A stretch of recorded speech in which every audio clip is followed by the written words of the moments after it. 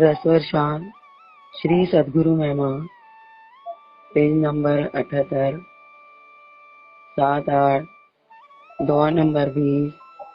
श्री राधे सद्गुरु कृपा दृष्टि दे, षड विकार जरि जाए। छत छत वंदन करूं, नित पकड़ूं सद्गुरु पाए।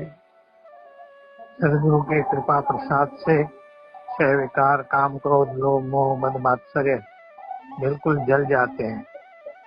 पुनः उनके उपजने का कोई मार्ग नहीं रहता, कोई खतरा नहीं रहता। सदगुरु कृपा प्रसाद से शिष्य छह विकार जल जाए। छत छत वंदन करूं, नित पकड़ूं सद्गुरु पाए। ऐसे सदगुरु के चरणों में सैकड़ों सैकड़ों हजारों हजारों बार वंदन करूं नित्य, और सदगुरु के चरणों का आश्रय लूं। सदगुरु के चरण अपने अंतःकरण से पकड़ लूं। सद्गुरु कृपा दृष्टि प्रसादा, पाए सुसेवक लेत सुस्वादा। सदगुरु के कृपा प्रसाद से सदगुरु कृपा दृष्टि प्रसादा, पाए सुसेवक लेत स्वादा। कृपा प्रसाद पा करके उस प्रसाद का स्वाद लेता है। अर्थात कृपा में जो आनंद है, कृपा में जो भक्ति है, कृपा में जो निष्कामता है, ये सारे अंतःकरण से दिव्य स्वाद आने लगते हैं। आनंद में विभोर हो जाता है शिष्य। मंगल मूल भरे मन मोदा, लाल अमूल जन खाणिक खोदा। मंगल का मूल अपने अंतःकरण में मोद अर्थात अंतःकरण का आनंद पा जाता है। जैसे अमूलक लाल हीरे खोद करके निकाल दिए गए हों और पा लिए हों और सजा लिए गए हों। पुरंतर ले स्वाद अनुपम, रहे मगन मन स्वस्वरूप रम। गुरु कृपा के प्रसाद का अपने अंतःकरण में अनुपम स्वाद पाता है, आनंद का अनुभव करता है। पुरंतर ले स्वाद अनुपम, रहे मगन मन स्वस्वरूप रम। अपने अंतःकरण में मगन मन रह करके अपने स्वरूप आत्म स्वरूप में मग्न मन हो जाता है। उसको जीवित दृष्टि खोल करके भी समाधि का आनंद मिलता है।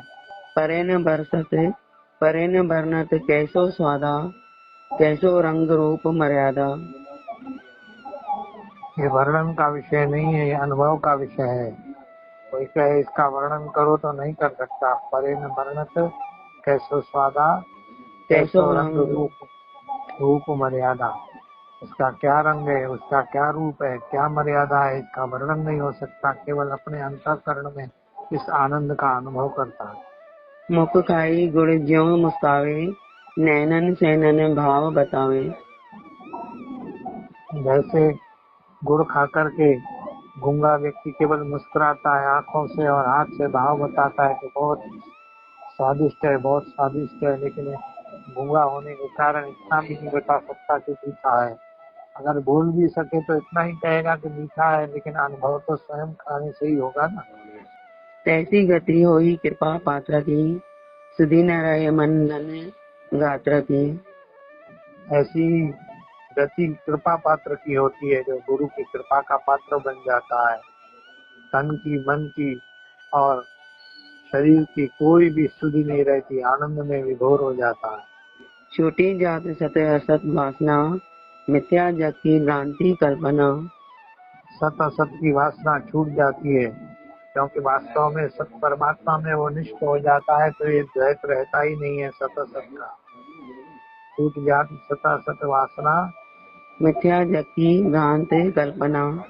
ये झूठा संसार जो है, इसकी जिस कल्पना में वो भटकता फिरा है हजारों वर्षों से, लाखों वर्षों से, करोड़ों वर्षों से, अरबों वर्षों से जन्म मरण लेता रहा है, उससे छूट जाता है, अर्थात उसको जीते की मुक्ति प्राप्त हो जाती है।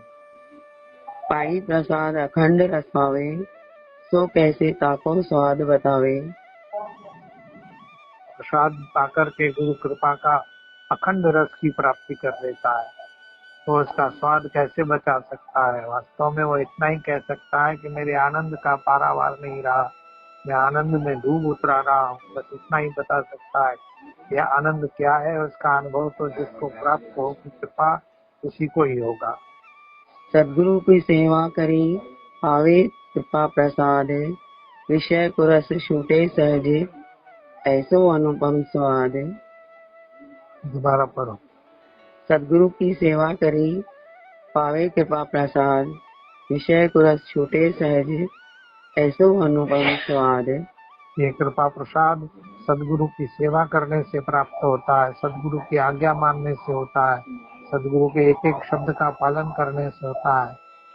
सतगुरु की सेवा करी पावे कृपा प्रसाद, विषय को रस छूटे सहजे ऐसो अनुपम स्वाद।